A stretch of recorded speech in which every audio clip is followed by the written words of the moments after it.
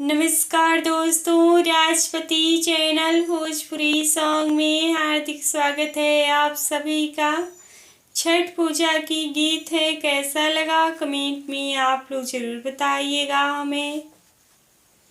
चारे चौक की पोखरिया जल लहरत जा, अरे चारे चौक की पोखरिया जल लहरते जा। महादेव की माते पर दौरवा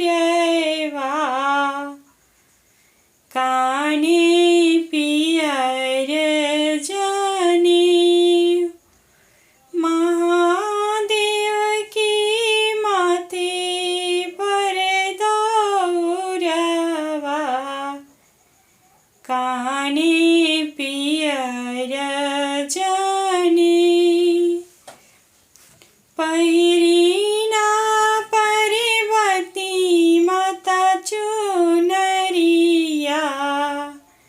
भैले अर्घ के जून। पहिरीना पर्वती माता चुनरिया भैले अर्घ के जून।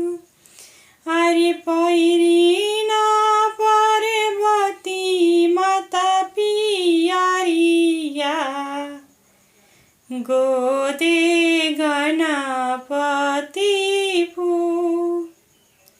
अरे पहिरीना पर्वती माता पियरिया गोदे गणपति फूल।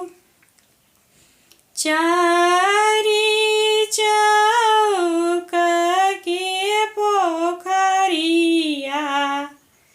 जल उमड़त जा, हरि चारी चौक के पोखरिया जल उमड़त जा। सेवक लोग के माथे पर दौरवा काने पियर जाने, हरियांसा राम के माथे पर दौरवा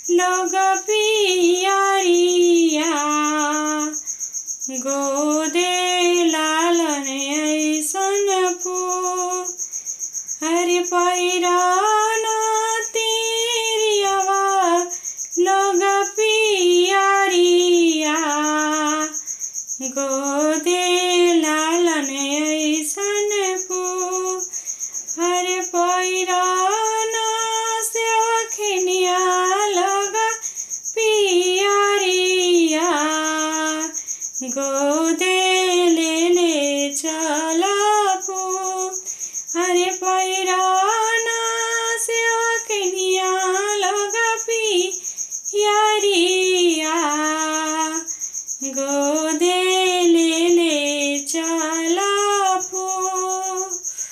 वीडियो अच्छा लगा हो तो प्लीज़ लाइक शेयर सब्सक्राइब जरूर कीजिएगा। धन्यवाद दोस्तों।